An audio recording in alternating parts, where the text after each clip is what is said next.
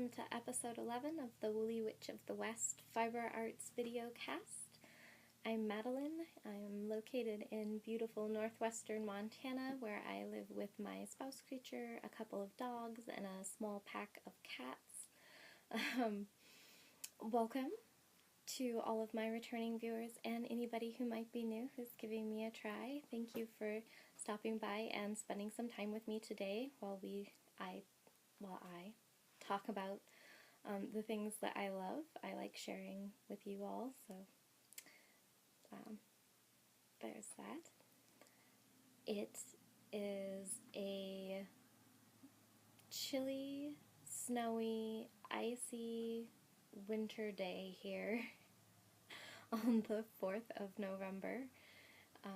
It's like Halloween happened and the weather suddenly just snapped, and it is cold, and there is definitely a lot of snow on the ground, so winter has come early, it seems like. We had kind of a strange, droughty, wildfiery summer, and we had beautiful autumn weather for not very long at all, and now there's snow.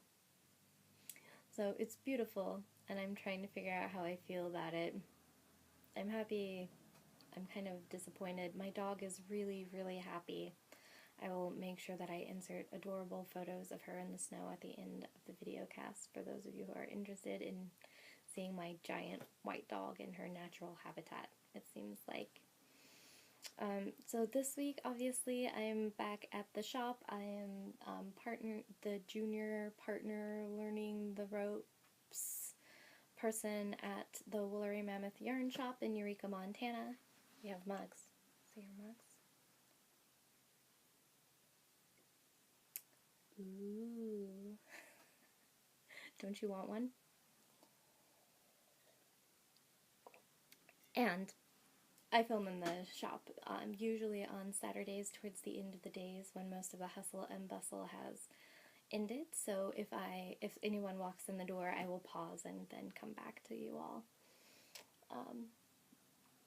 So my life has been kind of crazy. It doesn't seem like it's been 2 weeks at all since the last time I filmed, but it definitely has. There have been several events happening in our little community. I'm also the facility director for a nonprofit called the Creative Arts Center, so we hosted a pumpkin carving party with free pumpkins for a bunch of kids in the community that were donated by the various grocery stores and the hardware store and everything, which was awesome.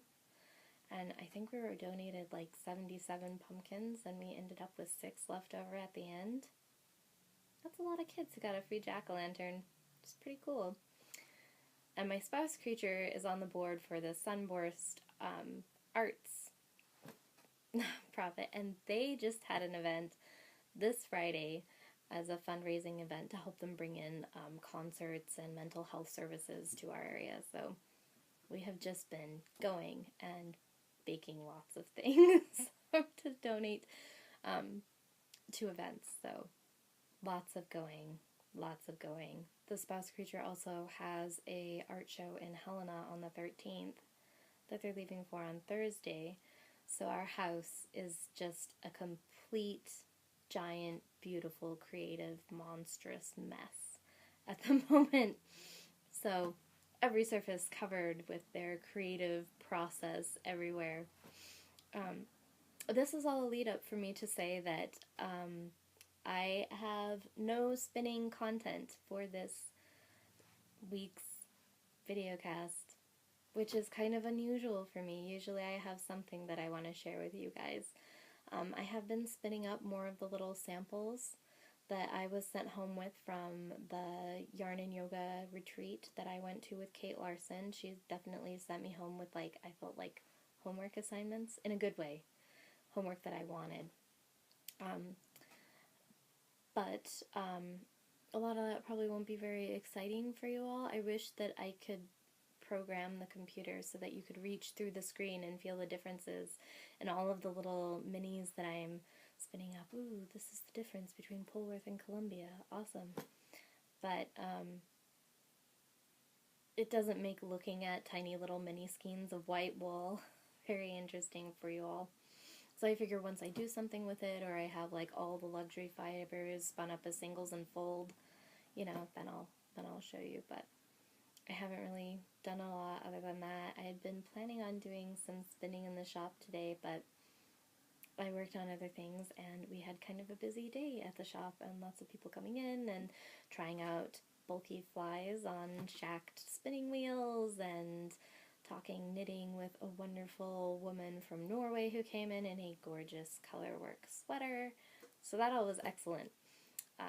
But I still don't have any spinning to share with you all. I haven't started on my second 4-ounce braid of huckleberry fiber from Raven Ridge Fiber Arts.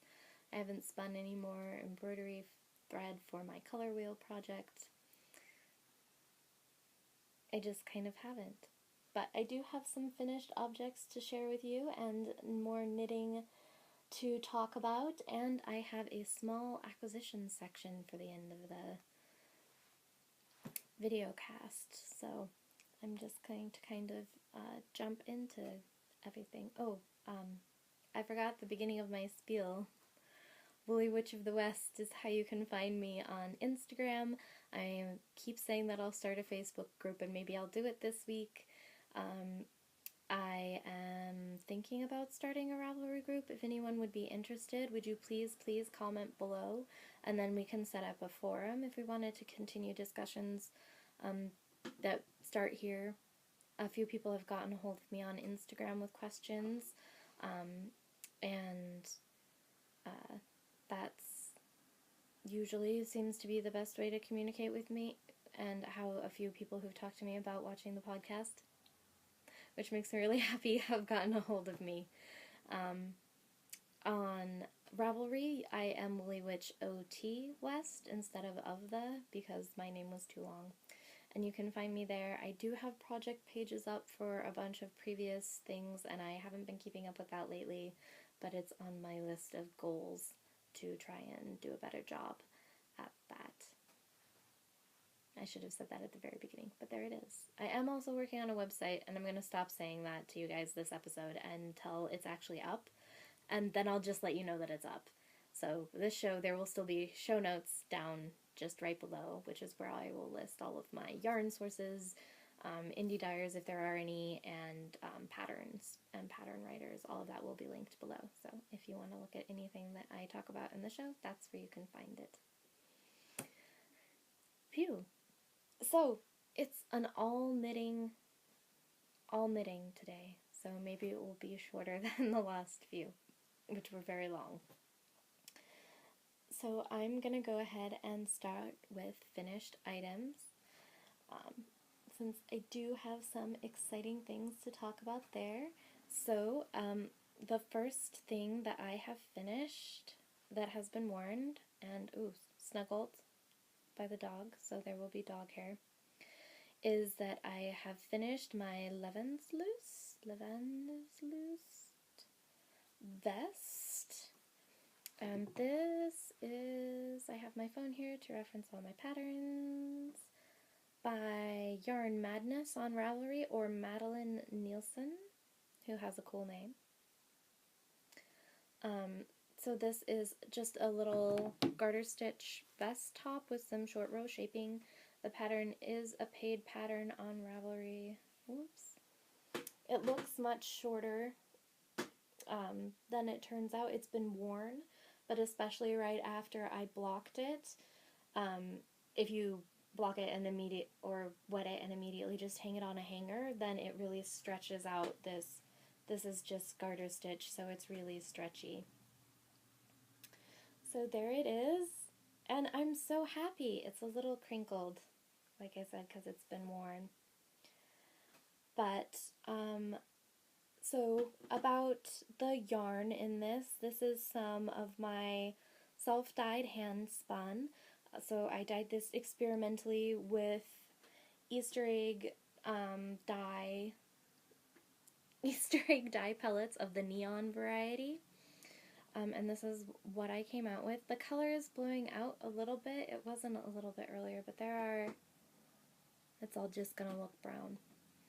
But there are spots, especially up in the shoulders where the green is a little bit brighter, where there are actually pops of pink.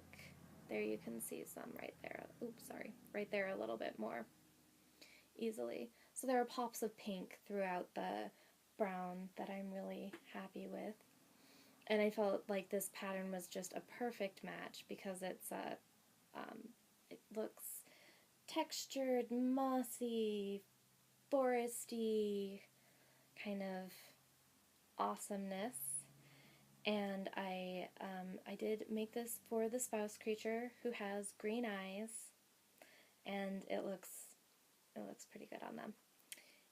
And as an added bonus, they wore it as part of their Halloween costume because they were a fawn slash forest creature. So I'm going to go ahead and put in a photo of that here.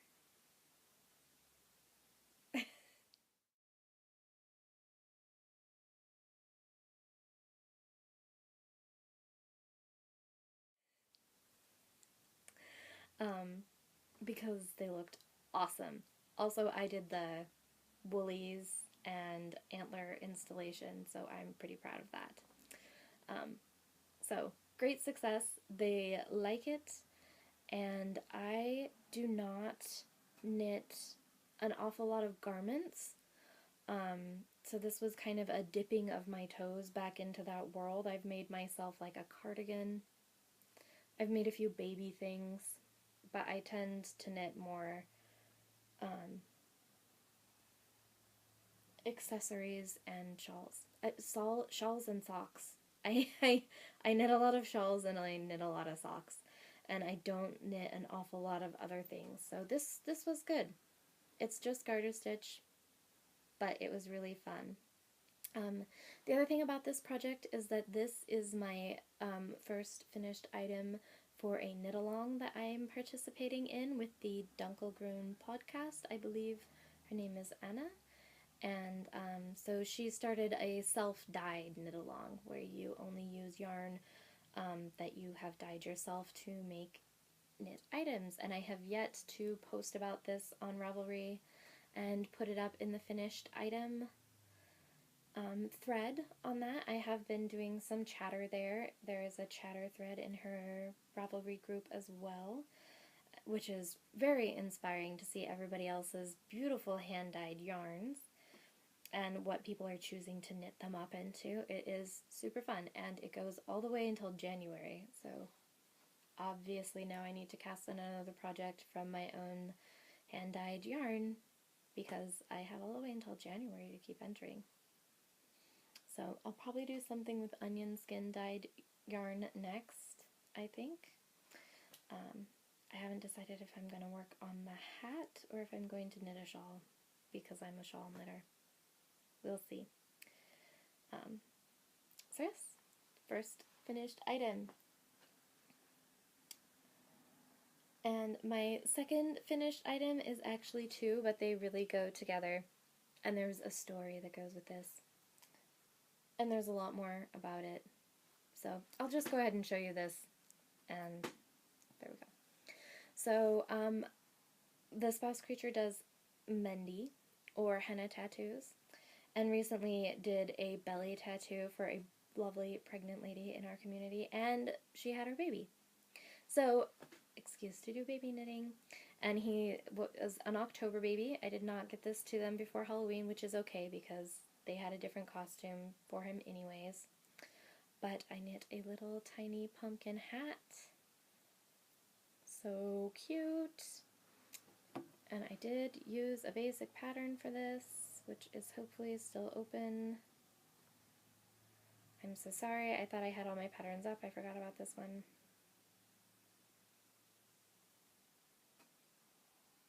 Shoot.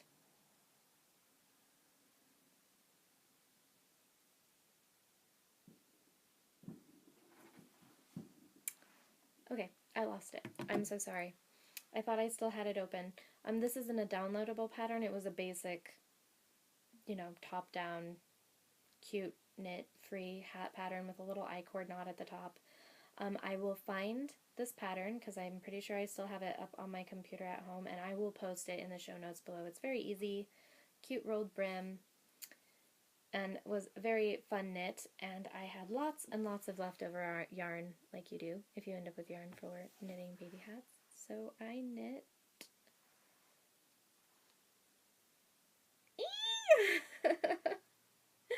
tiny little matching baby socks to go with it. Oh my gosh. With the tiniest toes, heels, and cuffs. Holy, they're so cute. I say holy cow a lot, don't I? I'm noticing things about myself now that I'm recording myself. So cute. And in our shop we do Sock Sunday classes where people can come in and learn basic sock knitting techniques. And the socks that Cheryl, the shop guru / owner, did up for November are these lovely pumpkin-y socks, like pumpkin pie for Thanksgiving. So I just made itty bitty baby ones to go with. Same basic premise. I didn't do the ribbing on the front all the way down the cuff, but oh, beautiful. German short row heel, super easy. And I also did use a pattern for this. I am a fan of watching the Knitting Expat podcast just to be completely amazed by all of the things that she makes and designs and does. She also just had a baby recently. I'm sorry, my pattern thing won't.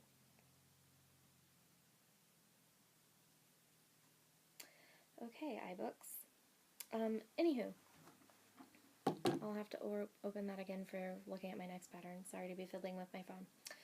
But her name is Mina Phillips, I believe, and this is just a pattern. Her pattern is the baby sock recipe with different sizing for different ages, and since this is a very, very, very new baby, I knit the 0 to 3 month size for very, very bitty babies. So he'll probably grow out of them soon, or if they don't fit him at all, which I've had a few people be skeptical. I don't know. I haven't had a baby. I've been around babies, but I don't know the day-to-day of how quickly they grow. They can just string them together and put them on the Christmas tree, right? It'll be fine. Anywho, I'm going to give those to the parents today after the shop closes. And so that's 3 finished items. There is another finished item which is not with me, which was another pair of socks. And I broke one of my own rules. And one of my own rules is that I do not knit socks on commission. It's not worth it. It is not worth it. Unless you have one of those hand crank machines, which are awesome, it is not worth it to hand knit socks on commissions. No one will ever pay you what you are worth unless they're an amazing, amazing person.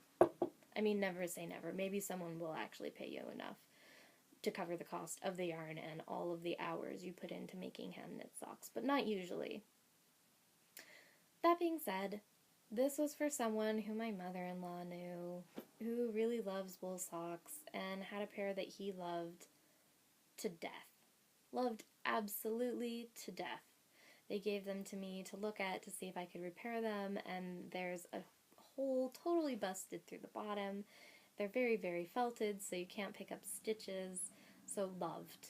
Very, very loved socks. Okay, it's good.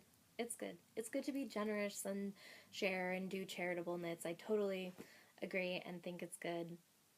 I just don't tend to knit socks for even people I'm friends with, usually. Socks are like, I really love you. You know, like you're my mom, or my spouse creature, or my grandpa, or my little sister. I don't really knit socks for people outside of my family. Hardly at all. I think I've done it like twice, maybe. Actually twice, probably total that I can remember. But this gentleman really, really loved his socks, and he lives in a basement, and it's cold. So I made him socks. I don't have them with me because I've passed them on to my mother-in-law, we don't live in the same town, so when we meet up, it's kind of the only chance that we really have. So she's already given them to him. She will have a verdict tomorrow on whether or not they fit, hopefully, because I based them off of the socks that they gave me that had been worn out. So he may give them a picture, and if I end up with a picture, I will put a picture of the finished socks here. Picture.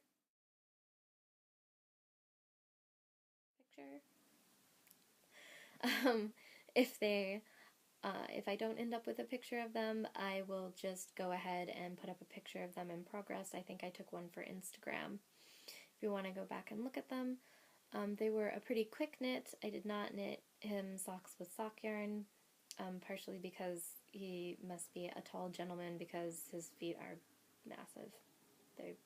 So these are the biggest socks I've ever knit. I knit them with Rowan Pure Wool Worsted Weight yarn, and I know one of the colorways was hazelnut, or just hazel, and it's a 3-ply, and it's green and brown, and I love it. And I don't remember what the other colorway was, but I have leftovers of both, so I might see if I can knock another pair of socks out of them. Maybe I can. And I knit them on size 7 needles, so that they would be fast enough that I could get them to her to get to him sooner rather than later. Since she had been asking me a while, and I'd been dawdling, thinking maybe I can just repair the socks that they gave me to give back to him. So I did, and it was good. So I'm counting that as my October socks. Was the socks I knit for this gentleman, whose name I don't know and who I've never met. So there it is. And I knitted bonus socks. I'm totally counting these. In my knitting a pair of socks for each month in the year, these guys count. So, moving on from there, I have a couple half-finished items that I'm going to talk about now as at the beginning of my works in progress. So before I went ahead and bought the yarn to knit this gentleman the socks, when I was debating whether or not I was going to knit him the socks, I knit a test sock for myself out of some worsted weight yarn that I just happened to have. That's stuff we carried at the shop. So look at that. What do you think, you guys? I'm trying to decide if I like it or if I think it's really hideous. What do you think?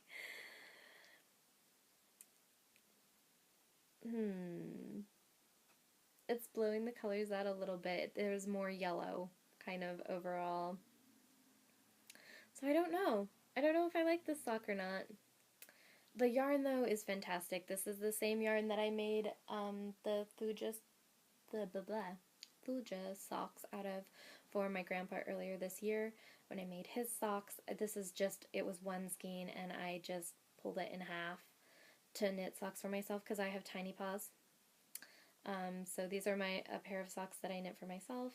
So this yarn is Simply Worsted by Haiku. I grabbed another skein of it so I could cheat and look at the content.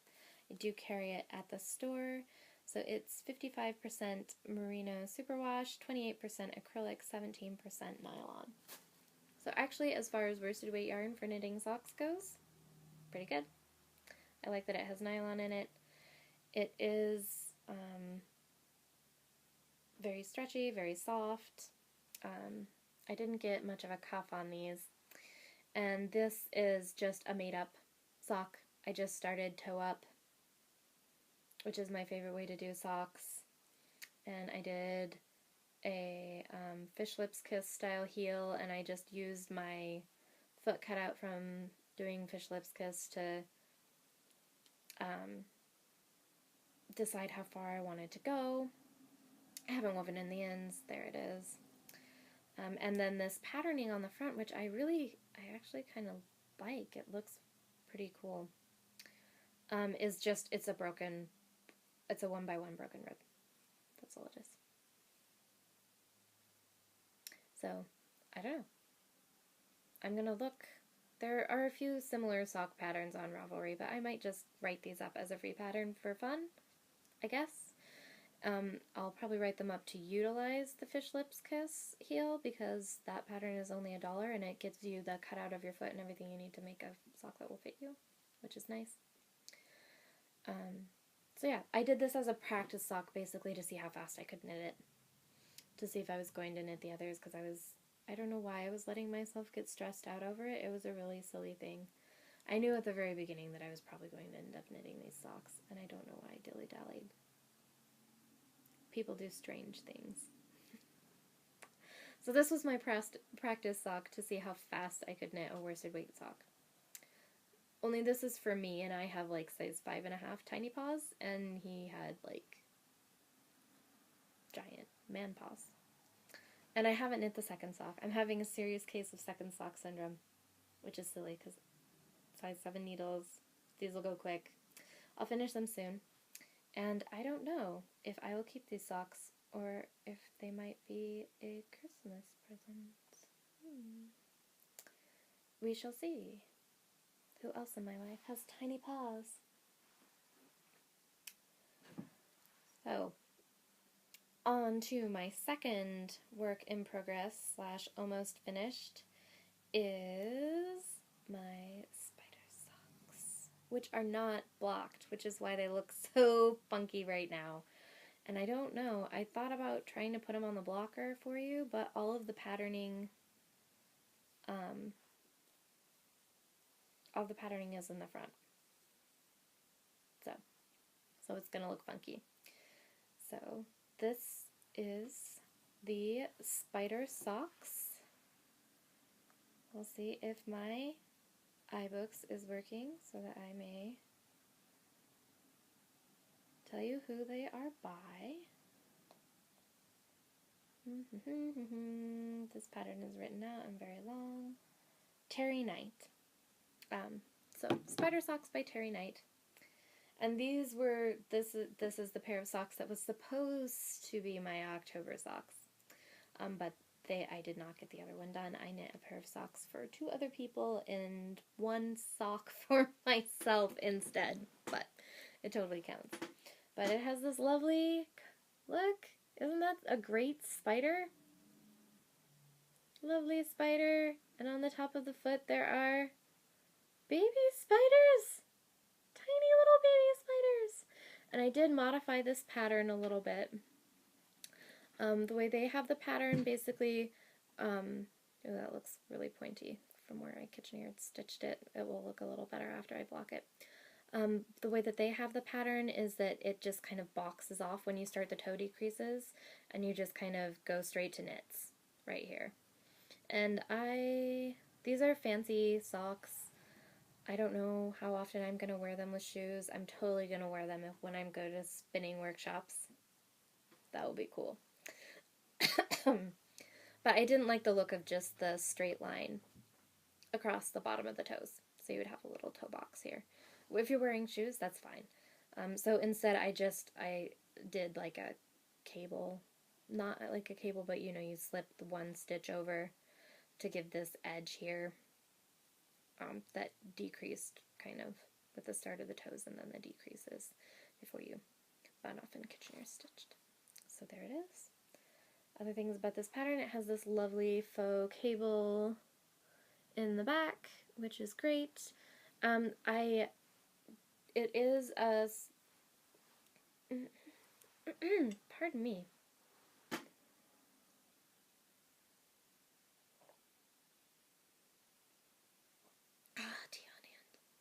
It is a traditional cuff down construction. So, and I know that's not a lot of people's favorites, but my favorite way to knit socks is definitely toe up with the short row heels, and this has a traditional heel flap and gusset. There that you can see. One thing that was interesting was that this sock pattern that I thought was just kind of clever, instead of doing, it is a slip stitched. I do this like every time I record. I have at least one place where I just totally get ahead of myself. I'm really sorry, you guys. It does have a slip stitch heel, but unlike most slip stitch heels that I have knit to date, this one did knit to slip to, which is kind of neat because it continues the patterning of the ribbing from the little cable part at the back of the sock all the way down to the bottom of the heel, which I kind of think is cool. Just a nice little detail into this sock. So there's that. Let's see here. Here is the yarn I used and my needles. So this is Trekking XXL in one of their tweed colorways. I don't remember the name of it. Of the color. I don't think I have more of this color. But they have just a run of tweeds, and this was the light gray. So, and I did knit it on size 1s, on my cubics. And there's Pride cubics, so squares. These are square needles. They're so cool. Size 1s. The only thing that I would change if I were to knit these socks again, which honestly I probably won't, not because they aren't cool socks, but because there are so many sock patterns to knit in the world, is that I would have made a longer cuff. Probably, and maybe even like a 2-inch cuff, and then, I don't know, starting the spider further up and leaving, basically this is a very short sock. I tend to like my socks to be a little bit longer. Like usually when I fold my sock in half, my cuff is, I do the leg and the cuff of the sock to be longer than the length of my foot. I have pretty tiny feet. So this is, you know, not like an ankle sock, but it's definitely like a low calf style sock. But pretty fun. And I really like the little spiders, although these are bobble stitches. So finding shoes to wear with these may be slightly challenging. What else was there? The only thing else I have to say about this is about the yarn. It's a tweed. Not so tweedy, right? Even here where there are knit stitches, just, it's not the tweediest tweed. I would have liked it to be slightly more tweedy. I like my tweed more tweedy, please. Slightly more tweed in my tweed yarn. So, also a case of second sock syndrome. I need to knit the second sock. So, of course, on sock needles, should I just save that for the end? I'll save that for the end. More about socks and sock needles coming at the end of Works in Progress. In any case, knowing that I had these socks to finish, I kind of got burnt out a little bit on socks. It's a lot of sockiness in my month, and not a lot of other projects. So, naturally, what would I do? I cast on a fingering weight shawl.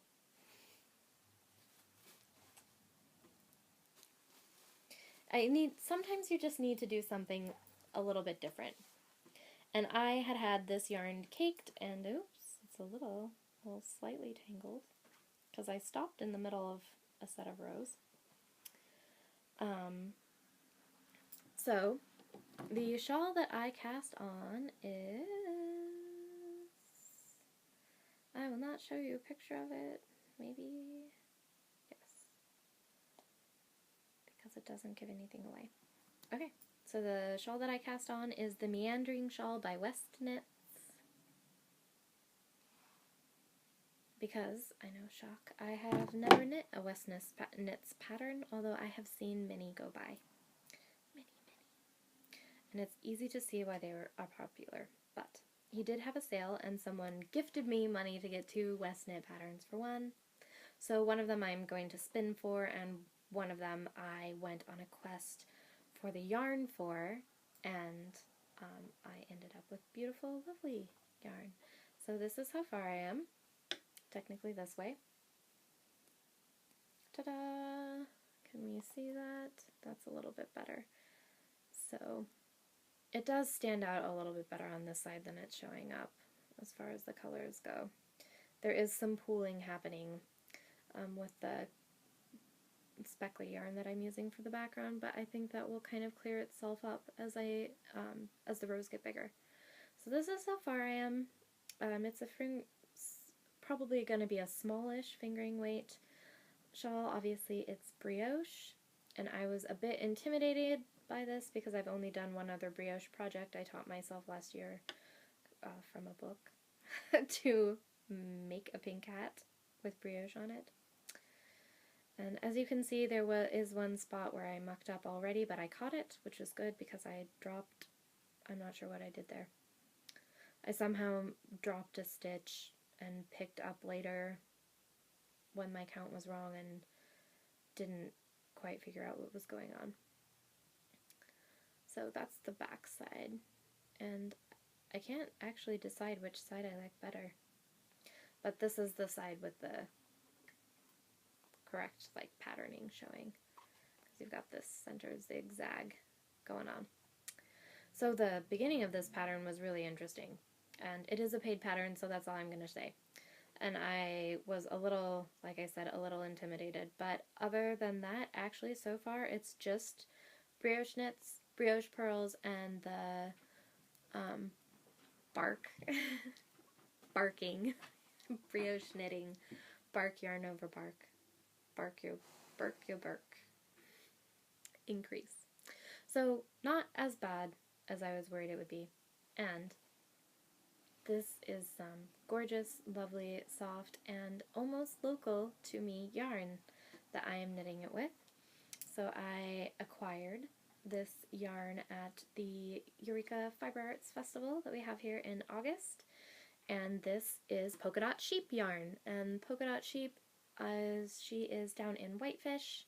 Forgive me, I hope I can't remember your name off the top of my head right now, but she's lovely, and I have met her at this fiber festival. Right now she is in Vogue Knitting Seattle, peddling her wares, so if you are in Seattle and you like this yarn, go get some. So here we go. The purple is not coming across quite as... It makes a difference being in here on a dark, snowy day, because there's not a lot of light, but let's see here. Oh, that's a little better. See how tonal that is? See the dog hair on it? Sorry. Oh, my life. So the purple is very, very super tonal, which I love. And this colorway is called Juneberry. And then the speckly colorway, let's see here, there, that you can see a lot of the color pops. Ta-da! Is called Summer Storm. And I don't know if this was a limited colorway just out over the summer, or if this is something she'll keep stocking. But I really love the pops of pinks and yellow. And another thing that I haven't really done is knit with speckly yarns. I know, I'm so behind the times. Like, I live in the country. I'm a country bumpkin. So this is probably the most, like, on-trend project that I've ever done. That being said, I don't actually know when the Meandering shawl came out. It's probably kind of old news. It's not like his new, what was it, Speckle and Pop? Speckle and Pop. The mystery knit along that everyone's been doing. That being said, this is a really enjoyable knit. I only started this a couple days ago, and I am on the second part right now, and I'm very excited to have it. We will see how big it ends up at the end. I will kind of get towards the end and look at where I'm at, and then I will have a decision to make. I am a larger bodied person, so I will either decide I really love this, I must keep it for myself, and if it isn't big enough, I will contact Polka Dot Sheep and see if I can buy more of this yarn. It won't be the same dye lot, so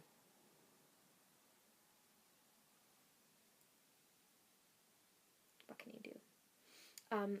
Or I will go ahead and finish it off, and if it's a little too small for me, I will find some lucky human to give it to. But I'm really digging this speckly, the way that I'm getting kind of stripes of the darker colors. I think is pretty cool. So I'm pleased. Yay, local to Montana indie dyers, beautiful yarn, fun project, something totally different to have my headspace in for a little while, doing some brioche knitting. So that's good. And that will, I don't know if that will be a longer term project or not. It will depend. I bet as the rows get longer, I'll kind of slow down a little bit. Probably. And also work on other things. I do want to cast on another project with my own self-dyed hand spun. That's something that I always want to work on. Yeah, so moving along to acquisitions. Oh, sorry, I grabbed his crinkly plastic bag and scared the living daylights out of my dog. Are you alright? Do you need to come say hello? Do you need to snuggle? Can you see her? Here's an ear. There's an ear right there. Hi. Who am I talking to anyways? Sorry. She's this big giant dog, but she's such a baby. Such a baby. On said delivery of socks / going to have lunch with my in-laws, we took a trip down to Kalispell, Montana, which is about an hour south of us, and while I was there, since it was on Monday, and I am usually never there on a Monday, I actually got to go to the yarn shop. Yay! Which is awesome, because I'd been wanting to for a while, crinkly. So I picked up a couple of things while I was there. So first thing I picked up was, you can see the iconic red cord. Ooh. I picked up some Chowgoo needles because I've heard tale from all of the podcasting, internet knitting world about how amazing these needles are for sock knitting in particular. So I went ahead and I picked up a pair of size 1 Chowgoo needles. These are technically, they were listed as lace needles. I do know they make specifically sock needles. And I'd heard tale of how wobbly, bendy, timey-wimey the cord on these are. And, I mean, I like them. These are what I use to knit my tiny little baby socks, Magic Loop. So I do like them, but I don't know if I was, like, my mind wasn't blown. Kind of. I do like that they're a little bit pointier. Let me see. So they aren't super, super sharp, but they are a bit pointier, and I like that. In my sock knitting, I tend to be kind of a tight knitter, especially with stretchier yarn. And, oh, I don't think I said, when I knit the pumpkin hat and socks out of Kobasi, which is a haiku sock yarn. This is the sock yarn base, so it's cotton, bamboo, silk, and a little bit of nylon. So it's pretty stretchy. I never knit anything for babies in wool. You just never know. They're so new. They need things like cotton, bamboo, and silk. So I like them. I don't know if my mind was blown. This is not a type of needle that we carry here at our particular yarn shop. But I think what I'm going to do is I will probably pass these along to Cheryl and let her give them a try, and we might carry them. But I wanted to ask you, internet world, are the sock Chowgoos different from the lace Chowgoos? Is the cord different? Will they blow my mind? I'm always looking for sock needles that will blow my mind. If they are totally, absolutely, mind-blowingly worth it, I will try them. I'm asking for an honest review. I know a lot of people really, really like them, really, really swear by them. A lot of people feel the same way about Hiya Sharps, which I haven't. There's the dog. Which I haven't. Here. I haven't tried any Hiya needles either. So, I am doing this kind of for myself as someone who's going to continue to try and knit at least one pair of socks a month. but also for my shop, is this something that I should bring into people in our area? We have a couple really avid sock knitters who come in here, so I don't know. So that's the first thing that I picked up. And the other thing I picked up, here's the crinkling again, I'm sorry, is gray yarn. I know, very exciting. But one of the things, the yarn shop down in Kalispell that I went to is called the Camas Creek Yarns. And one thing that they do, which I think is a brilliant idea and something that I might do up here eventually, is they have an orphan sale for the sad single skeins that are the only ones left after all of their brethren have been brought home. So I bought an orphan skein. And the orphan skein I bought is by Queensland Collection. It is 100 grams, 328 yards. So roughly a sport weight, and it is a luxury blend of yak down and merino wool.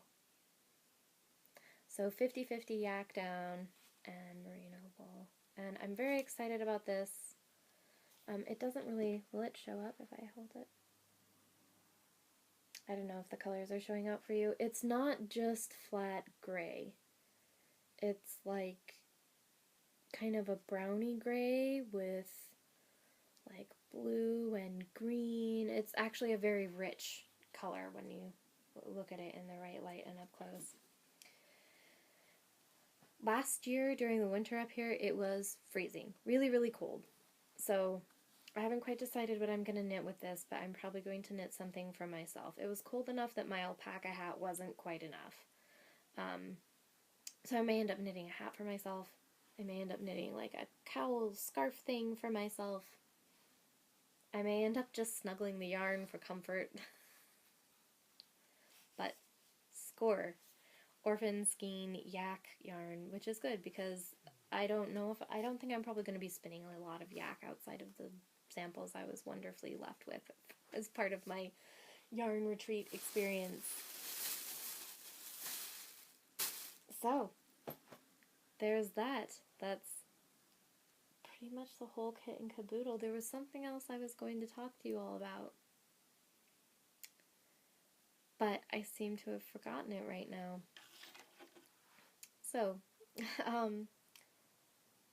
I will bring it up later. I think it was mostly about the needles. I still really like the Knitter's Pride Cubics size 1 needles. I don't know. These do really have like not a lot of memory. I don't know.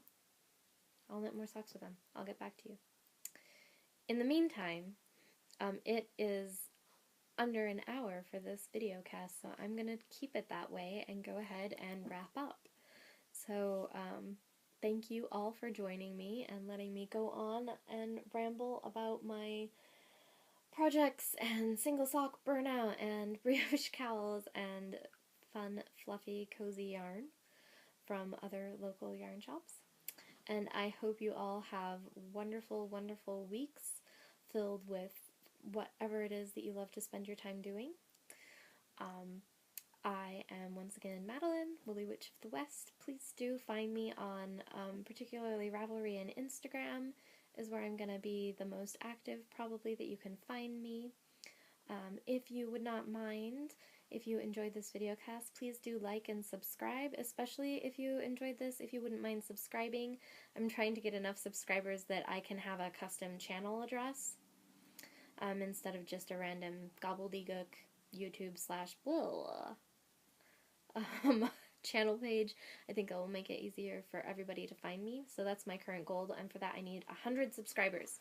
And right now I have 20 subscribers, which I know compared to a lot of other knitting podcasts who have like 2,000 subscribers, that doesn't seem like a lot, but for one gal and her dog and tiny local yarn shop in the middle of northwestern Montana, almost Canada, that's pretty good. So, thank you, as always, for watching, and I will see you all in a couple of weeks. Bye!